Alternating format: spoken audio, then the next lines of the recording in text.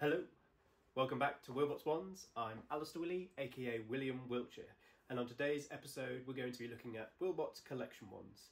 Now our collection wands are a lot more like the character wands from the Wizarding World. They're all individual, so once they're sold, they are sold. We're going to be using walnut for today's wand. Walnut's a beautiful wood to work with, carving and wood turning, so let's jump straight in. Welcome back to Willbott's Wands. As usual, lathe is always on its lowest rev setting, and then we turn it up to the desired spindle speed, which is usually around 2,300–2,500 RPM. Well, for those newbies out there, we are Willbott's Wands. We are a team of two. The team consists of myself, Alistair Willie, with a pseudonym name for the company of William Wiltshire, and then there's my business partner, Peter Botley, and his pseudonym for the company is Baldwin Bottler. I was just doing the initial shaping here with a spindle gouge, just to get the general shape of the wand, and then moving to a skew chisel here to do the start the finer detail. With all these collection wands, as I mentioned a few times, these are all completely improvised wands. We may have a design we like, a finishing cut here with skew chisel, with slow-mo to see the detail. It's one of my favourite cuts you can do with a skew chisel on the lathe. But as I was saying, these ones are completely improvised, at least on my part. I think Peter generally is the same, but we just have a rough idea of where we'd potentially like to go, but it's all down to the wood, and the wood can surprise you sometimes. The wand really can be found within the wood, and we adapt the design as we go. For instance, here, this had started out to be a little different than I planned, and then it completely went away from where I was originally going to go with this wand. All for the better. That's why I love our collection wands, is because they are all completely unique and individual. We never make two of the same designs on our collection wands. All available on our website, and there's a few special ones on Etsy, which are just on Etsy.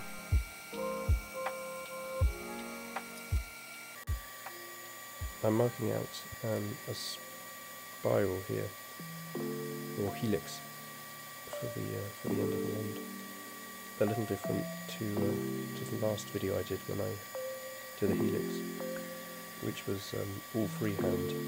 This time I'm going for a much tighter spiral, and I wanted to get the dimensions correct just at this initial stage, because later on I go off-piste, you could say. But more will be revealed as the video goes on.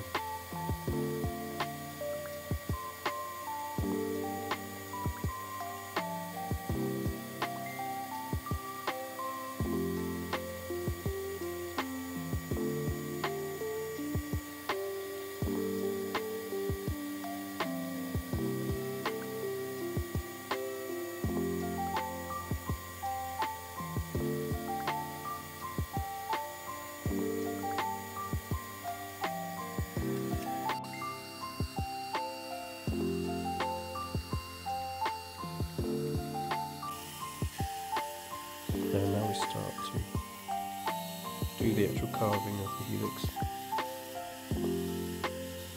This is also the video where my trusty rotary tool pen attachment failed on me. I've grown quite attached to this one, as I'd had it for the past 4 years, but it finally gave up the ghost in this video, which is why later on you'll see I switched to a different rotary tool, which unfortunately means I had to use the actual machine body to hold, which is quite bulky and made this a lot more difficult than it needed to be, but so far this is holding up. It's a lot easier to use. Again, still just slowly working my way through these lines to get the shape started, and then I'll start to go deeper and deeper to the actual depth I want to go.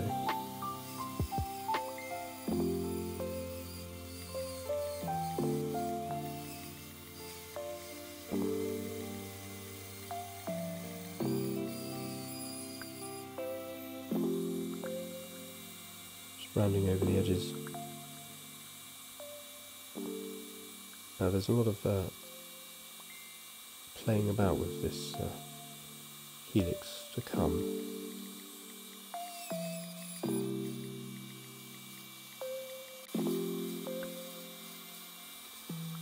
For any sharp-eared viewers out there, you'll hear that was when my tool finally gave up, and here's my replacement, which is a big old cumbersome rotary tool that I had to spare, that put a lot more strain on my hands to try and hold this. Anyway, it worked. So there you can see the detail of this helix, which is a bit more orderly. But look, here we go. I start to make a slight curve in it, and now I'm adding a secondary helix in the opposite direction. There's a lot more carving to come for this wand. This one took just under 4 hours in the end to complete. So it's only really just beginning.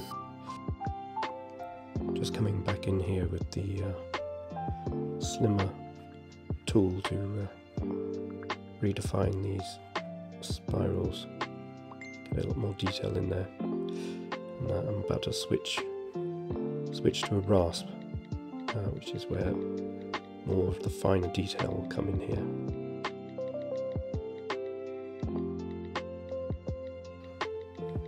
I used a rasp here just because it was much more intricate detailing I was looking for, much smoother edges, and it can help me straighten out some of the spiral. As although we were going for a messy look, I didn't want it to be too messy.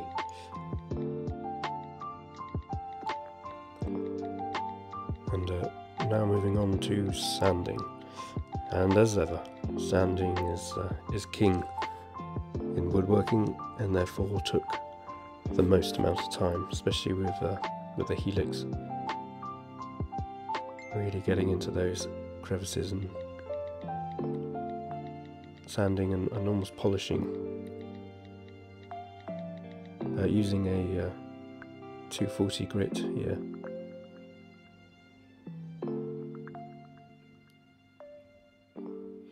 And then sanding the rest of the wand. Just redefining some of the details here, and then moving on to adding a little bit of pyrography in the form of some nice symbols to add an extra level of detail to the wand.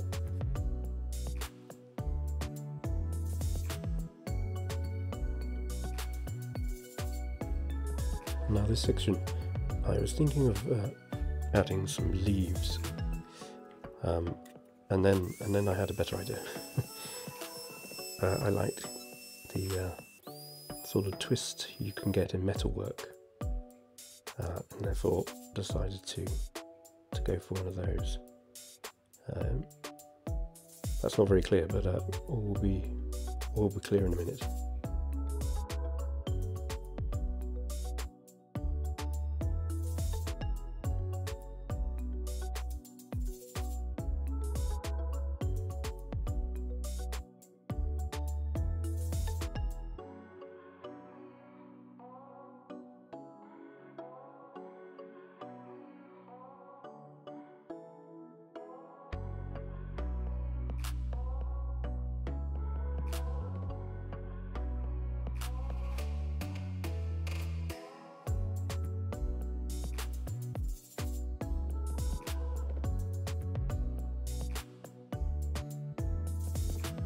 You can start to see where I'm going with this squashed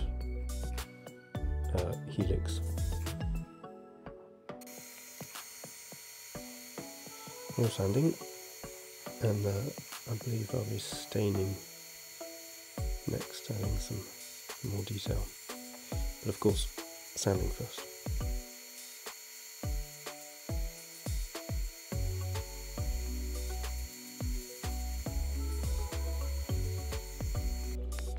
No, I was wrong.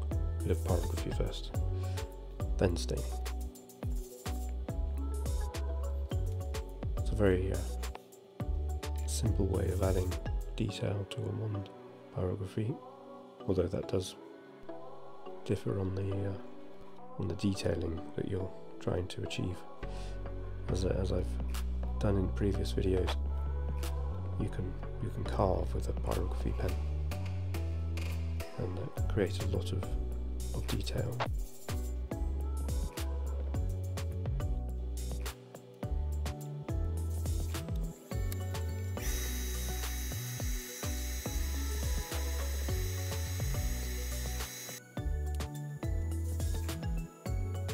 Now comes the stain.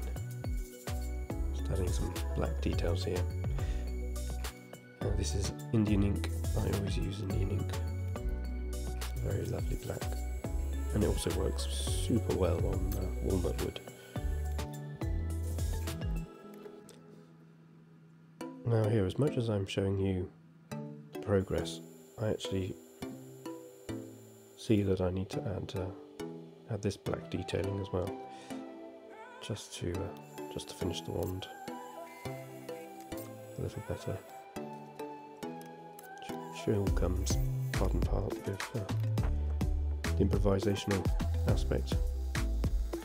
So this is, if you were wondering why I left the blade of the wand so chunky, this was the reason. Using the sander here to create a carved look, feel, not sure what you'd call it really. Adds a really beautiful detail though to the wand. Quite time consuming, but well worth the effort. Would have been easier if I had my bobbin sander, but that decided to break as well, so not been lucky with machinery recently.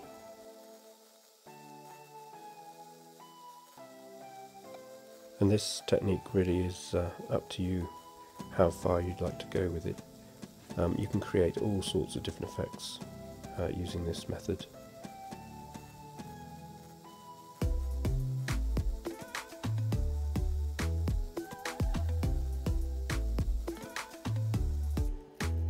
Then we move on to the finer sanding by hand. Sorry, my voice is quite croaky. I've got a bit of a sore throat at the moment, so I do apologise for that.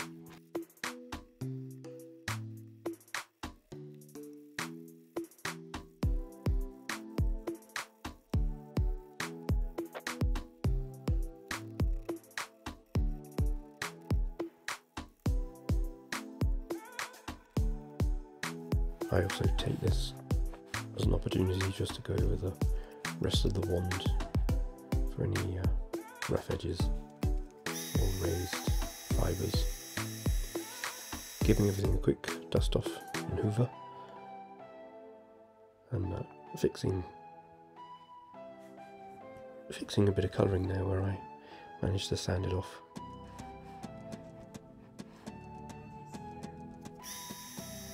And now it's time for the pommel. I couldn't decide at the beginning what I wanted to do here, so I'm just making the end look more organic, and then as I'm doing this I feel like I wanted to add more of a feature, and that feature is going to be a gemstone. And the gemstone we're going to be using is a carnelian or something to those effect. And here it's a lovely reddy brown colour, which will really suit and match well with the walnut wood once polished.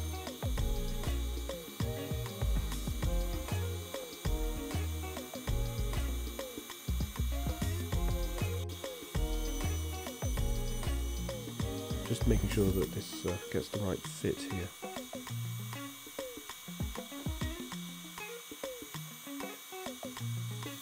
And I've added the glue there, using a quick drying thick super glue here in black, which just helps blend everything in with the wood. I managed to blob a little bit there by accident, so just getting rid of it with the rotary tool, and then I'll be using the rotary tool to just clean up and shape the top of the wand here, using the marking knife just to scrape off any excess super glue I managed to get on the gemstone itself. And then now I'm really shaping the glue in the wood to make it uniform, blend in.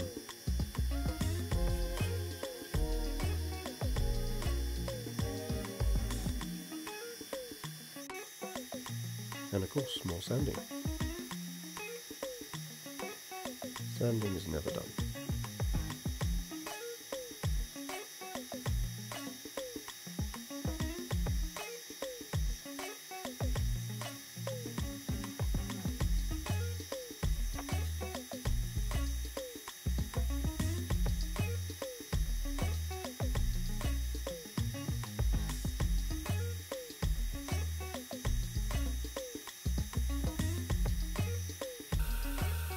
Last checks here that we are reaching completion point.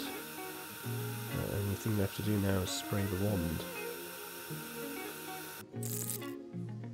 The reason we're spraying the wand with a lacquer here is purely for the amount of detail and getting into those deep crevices in the helix. And there you have it, finished item. Walnut wood is a really beautiful wood. So, tell us what you like, don't like. Give us a follow, subscribe, do all those wonderful things. It really helps us grow and expand. Thank you so much for watching.